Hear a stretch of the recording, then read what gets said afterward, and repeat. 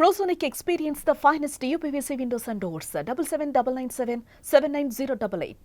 ప్రస్తుతం మనతో పాటు లైవ్ కాల్లో అందుబాటులో ఉన్నారు ఏపీ హైకోర్టు అడ్వకేట్ రజనీ గారు. ఒకసారి ఆమెతో మాట్లాడదాం. ఎందుకంటే నల్గొండలో ఒక మహా తల్లి 16 నెలల పసికందుని నల్గొండ బస్ స్టాండ్లో వదిలేసి ఇన్స్టాలో పరిచయమైనటువంటి యువకుడితో వెళ్ళిపోయింది.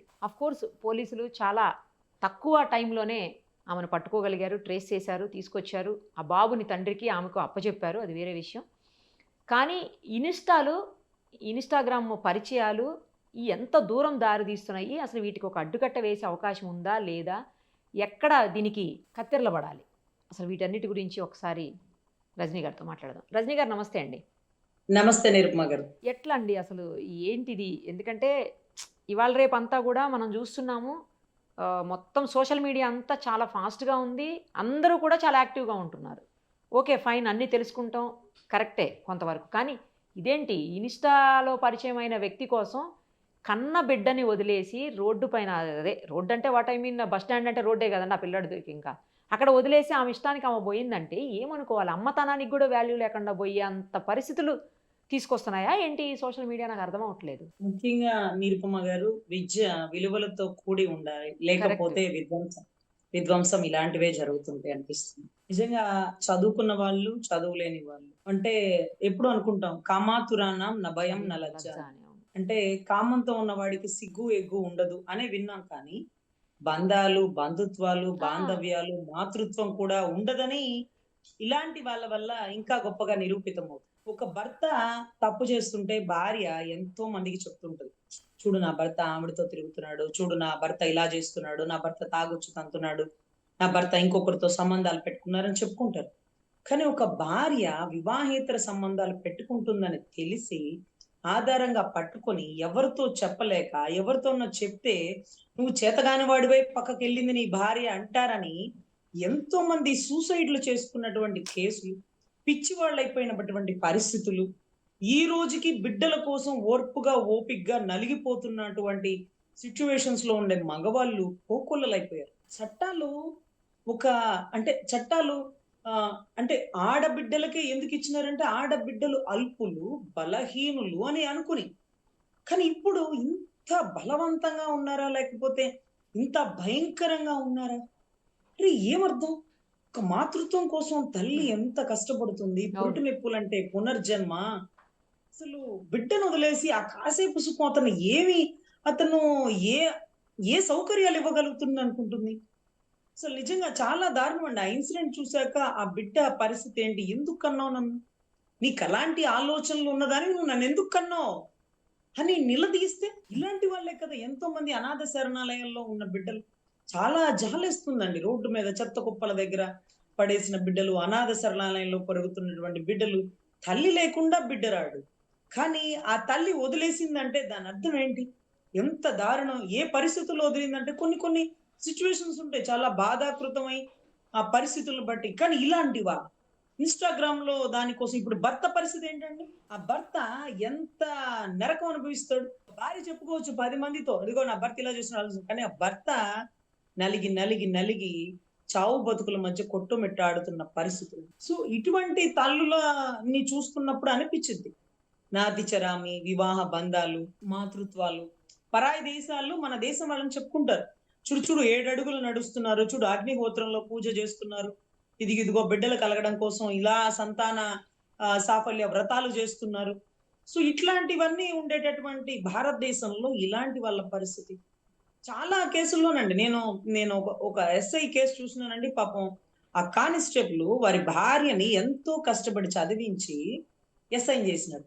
పాపం అమ్మాయి కష్టపడి చదువుకుని వేసాడు. తర్వాత ఒక సిఐతో ఇల్లీగల్ కాంటాక్ట్ పెట్టుకుంది. ఇది ఇలా జరుగుతుంది సార్. ఆ ఎస్ఐ తప్పుదవలో వెళ్ళిపోతుంది, సిఐతో లీగల్ కాంటాక్ట్ లో ఉన్నాయని ఆ కానిస్టేబుల్ నేను వెళ్ళి ఎస్పీకి కంప్లైంట్ చేస్తే ఎస్పీ అన్నారు, ఆధారాలు లేకుండా మనం ఎలా మాట్లాడతాం రజనీ గారు, ఆధారాలు కావాలి కదా, ఎస్ఐ క్యాడర్ లో ఉన్న వారిని మనం అవమానించలేం కదా అన్నారు. సార్ అని మేమేం చేసినాం, మరి ఇంట్లో ఎలా దొరుకుతుంది అని హిడెన్ కెమెరా పెడితే అసలు ఆధారాలు కాదు కదా, ఒక బ్లూ ఫిలిమ్స్ దొరికేసింది. మరి ఇప్పుడు ఏం చేస్తారు అని ఎస్పీ గారిని అడిగితే ఇమ్మీడియట్ గా సస్పెన్షన్ వేసినారు. సస్పెన్షన్ తర్వాత ఆ వివాహిత మహిళ ఏం చేసింది, 497 అడల్టరీ అనే బలమైన చట్టం భారతదేశం మాకు కల్పించింది, వివాహిత స్త్రీ ఎవరితోనైనా సంబంధాలు పెట్టుకోవచ్చు, ఆ గ్రౌండ్స్ లో తిరిగి నా ఉద్యోగాన్ని నాకు ఇప్పించండి అంటూ మళ్ళీ తెచ్చుకున్నటువంటి పరిస్థితి. సో ఇవన్నీ చూస్తుంటే మేము తప్పుని పట్టుకోవడం వేస్ట్. ఎందుకంటే పట్టుకున్న ఈ లూప్ హోల్ ఉంది కదా, దాంట్లోంచి బయటకు వచ్చేస్తారు. మరి ఏం చేయాలి? అసలు అర్థం కాని పరిస్థితి అండి. ప్రేమించి పెళ్లి చేసుకున్న వాళ్ళు ఇలాగే చేస్తున్నారు. నిన్న మొన్న ఇప్పుడు ప్రెసెంట్ మీ హైదరాబాద్ లో నరుగుతున్న కేసు అండి, జగద్గిరి గుట్టకు సంబంధించి అనుకుంటా. ఏదైతే పాపం ఆ మహిళని పాపం ఇతను ప్రేమించి పెళ్లి చేసుకున్నాడు, అంతా బాగుంది. కానీ ఆ మహిళ ఇల్లీగల్ కాంటాక్ట్ లో పెట్టుకొని రెడ్ హ్యాండెడ్ గా దొరికితే అతను చనిపోతాడేమో, లేకపోతే ఆమెను చంపేస్తాడేమో కోపంలో ఏం చేయాలో అర్థం కాక దేశం దాటి వెళ్ళిపోయాడు.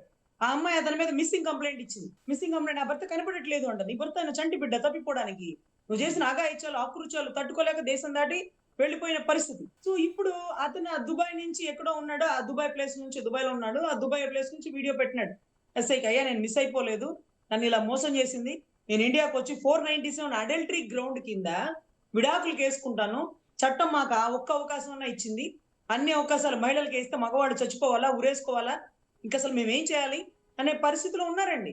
అంటే తప్పిపోటలా పారిపోతున్నారు, లేకపోతే చచ్చిపోతున్నారు, లేకపోతే అనారోగ్య పాలైపోతున్నారు. ఇలాంటి ఆడవాళ్ళ వల్ల నిజంగా తల్లి మాతృత్వానికి అవమానకరం అయిపోయిందండి. అవును. సో ఖచ్చితంగా మనం ఇలాంటివి కంట్రోల్ చేయాలి అంటే కొంత ధర్మము, కొంత విలువలు, కొంత బంధాలు, బంధుత్వాలు, ఉమ్మడి కాపురాలు, లేకపోతే కొన్ని ఏదంటే దేవుడి మీద ఉండేటటువంటి నమ్మకాలు. సో ఇవన్నీ కూడా మనిషిని మంచి దోవలో పెడతాయండి. మంచి దోవలో పెడతాయి. అలాంటివి అన్ని విస్మరించేస్తున్నాం. అసలు నిజంగా నిరుపమ గారు సరదాగా పోనీలే అని ఫోన్ పట్టుకొని కూర్చుంటే ఇలా, ఇలా, ఇలా అని అసలు టైం తెలియట్లా. స్క్రోల్ చేస్తూనే ఉంటున్నారు. అవును. నేను ఒకరోజు అందరికీ చెప్తూ ఉంటాను, అలా ఎప్పుడు పొద్దుగుకులు ఫోన్ పట్టుకోకండి అని. నేను ఎక్కువ పని మీద కాన్సంట్రేట్ చేస్తానండి. మా ఇంట్లో పని మనిషి ఉండదు. నేను ఎక్కువ వాకిలి ఊడ్చుకొని, వాకిలి కడుక్కొని, 4 బకెట్లతో ముగ్గేసుకొని, అంట్లు తోముకొని, నా అన్నం కూరలు నేనే బాక్సులు చేసుకొని, అన్నీ నేనే చేసుకుంటే నాకు ఫోన్ పట్టుకునే టైం ఉండదు. ఫోన్ ఉండదుగా. మోగినప్పుడే పట్టుకొని చూసి సమాధానం చెప్పి పెట్టేస్తాను. అవును. సరే ఒకరోజు ఏం పని లేదు కదా, ఎందుకు అందరూ ఇలా ఫోన్‌కి ఎడిక్ట్ అయిపోతున్నారని చూడడం బిగిన్ చేస్తే, చూసి నవ్వుకుని, చూసి పావుగంట అయిపోయింది, 20 నిమిషాలు అయిపోయింది, అరగంట అయిపోయింది. నాకు టైం తెలీలా. సో ఆ చేతిలో ఉండే యంత్రం ఏదైతే ఉందో మనిషిని మంత్రం వేసేస్తుందండి. సో చాలా కేర్‌ఫుల్ గా ఉండాలి. ఎందుకంటే ఇప్పుడు 10 మందికి చెప్పేవాళ్ళం, మనం పర్ఫెక్ట్ గా చేయగలిగితేనే చెప్పాలా, అంతే కదా. లేకపోతే చెప్పలేము. ఇంకొకటేంటంటే భర్త లేకపోతే భార్యకి విలువ ఉండదమ్మా. ఓర్పుగా, ఓపికగా ఉండండమ్మా. భర్త వదిలేస్తే సొసైటీలో చెడ్డ పేరొస్తుంది. పిల్లలకి మనం సమాధానం చెప్పుకోవాలి. పిల్లలకి భయం ఉండాలంటే తండ్రి ఉండాలి. కొన్ని ఓర్చుకోండమ్మా. ఇవాళ మారడు, రేపు మారిపోతాడు, మీ జీవితం బావుంటుందని చెప్పే తల్లిదండ్రులు కొదువయ్యారండి. అవును. కరెక్ట్. ఇంకా వాళ్ళే వాళ్ళు రెచ్చగొట్టేటువంటి పరిస్థితులు కూడా ఉన్నాయండి కొన్ని చోట్లయితే. ఏంటి ఎక్కువ తక్కువ మాట్లాడుతున్నాడు, వచ్చే నువ్వు అవును. నీకెందుకు అనుకుంటా రెచ్చగొట్టి ఇంటికి పిలిపించేస్తున్నారు ఆడపిల్లల్ని. అవును. అర్రే ఈ లేట్‌గా వస్తే ఎందుకు లేట్‌గా వచ్చావని నీ తండ్రి అడగడా? ఆ మాదిరిగా నీ భర్తకి అడిగే అధికారం లేదా? అర్రే ఎందుకు లేట్‌గా వచ్చావు అన్న దానికి నేను చూసినానండి, తిరుపతి పోలీస్ స్టేషన్‌లో కనీసం ఒక 22 కంప్లెయింట్లు అయిపోయినాయి. అబ్బా! ఏంటి ఇప్పటిదాకా ఏం చేస్తున్నావు అన్నాడండి. అరే ఏం చేస్తున్నావు అన్నాడు. నీకు ఇప్పుడు దాకా ఏం చేస్తున్నావు అంటే, సరే నీకు ద్వంద్వార్థాలతో అర్థమైనా సరే నువ్వు సమాధానం చెప్పు. అంత మాత్రానికి నువ్వు బ్యాగ్ సర్దుకొని ఇంటికి వచ్చేస్తావా? ఇంకొకసారి వచ్చేసి ఒకసారి స్టేషన్‌లో కంప్లెయింట్ పెడితే తెచ్చుకుందాం అన్నోడు కూడా తెచ్చుకోడండి. మేము ఎన్ని సార్లు డీఎస్పీల దగ్గర కౌన్సెలింగ్ పెట్టినప్పుడు, అమ్మా ఈ స్టేషన్‌కి పిలిపించే ముందే ఆలోచించుకో. ఒకసారి నీ భర్త కుటుంబ సభ్యులు గనక స్టేషన్‌కి వస్తే మళ్ళీ నువ్వు ఇంటికి రావడం అనేది కల్లా. అవును. 100లో 90% కేసులు ఎఫ్ఐఆర్ అయ్యాక మాత్రమే విడిపోతున్నాయి. హ్మ్. మీరు పెద్దల్లో కూర్చొని మాట్లాడుకోండి. స్టేషన్ దాకా వద్దమ్మా. మళ్ళీ ఎస్ఐ గారు గట్టిగా ఏంట్రా ఏంది అన్నారా? లేకపోతే ఏంటమ్మా ఏంది ఇదేనా నువ్వు చెప్పేది అంటే, ఇన్నాళ్ళు కాపాడుకున్న విలువ స్టేషన్‌లో పోయిందయ్యా అని నీ అత్తగారు, నీ మామగారు బాధపడితే, నీ భర్త ఈ కారణంతో నీకు విడాకులు ఇస్తాడు, ఈ కారణంతో నిన్ను వద్దంటాడు అని ఎన్నో సార్లు చెప్పిన దృశ్యాలున్నాయండి. అంటే దాని అర్థం ఏంటంటే ఇంటి గుట్టు రోడ్డు మీద వేసుకోకూడదు. వన్స్ రోడ్డు మీద పడిందంటే ఇక చచ్చినా అది ఇంట్లోకి రాదు. ఈ విషయాన్ని తల్లిదండ్రులు పిల్లలకి చెప్పండి. భర్త లేకపోతే భార్య ఒంటరిగా ఒక అద్భుతాలు సాధించిన ఒక సొసైటీలో ఒక వెలితనేది అంతే ఉంటుంది. కొంచెం ఓర్పుగా ఉండండి. ఇవాళ కష్టం ఉంటుంది, రేపు సుఖం వస్తుంది. ఇవాళ సుఖం ఉంటుందా, రేపు ఈ సుఖం పోతుంది. ఈ అవును. విషయాన్ని తెలుసుకోవాలన్న విషయాన్ని ఒక సత్సంగాల్లోనో, లేకపోతే తల్లిదండ్రులు పిల్లలకి చెప్పే విధానంలోనో, అమ్మమ్మలు, తాతయ్యలు కొన్ని అనుభవాల్లోను వీటిల్లో ఉంటుంది. సత్సంగాలకి పోరు, తల్లిదండ్రులతో మాట్లాడరు, వేరే వేరే కాపురాలు ఎక్కడెక్కడో ఉంటారు. చుట్టుపక్కనోళ్ళు అసలు కొన్ని ఏరియాలోనండి, ఆ ఏరియాలో ఇల్లు తీసుకోవడం వల్ల భార్య పాడైపోవచ్చు, భర్త పాడైపోవచ్చు. లేకపోతే సొసైటీ అక్కడుండే పరిస్థితుల వల్ల మంచి వాళ్ళు కూడా చెడ్డవాళ్ళుగా అయిపోవచ్చు. ఇవన్నీ కరెక్ట్‌గా ఉండాలి అంటే నీకు కుటుంబ వ్యవస్థ పర్ఫెక్ట్ గా ఉంది. నువ్వు మంచి కుటుంబాన్ని సొసైటీకి ఇస్తే సొసైటీ ఒక మంచి పరిస్థితుల్లో వాతావరణం నీకు ఇస్తుంది. కరెక్ట్. నీ కుటుంబమే సరిలేకపోతే సొసైటీ పాడైపోవట్లేదండి. ఇప్పుడు చూడండి, ఇలాంటి ఇలాంటి వాళ్ళ వల్ల మనం ఆడవాళ్ళని తిట్టేసుకుంటున్నాం.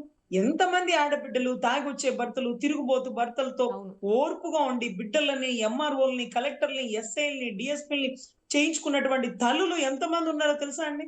నిజమే. ఎంత ఓర్పుగా ఉంటారు. ఈ రోజుకి కూడా పాపం బాధపడుతున్న తల్లులు చాలా మంది ఉన్నారండి.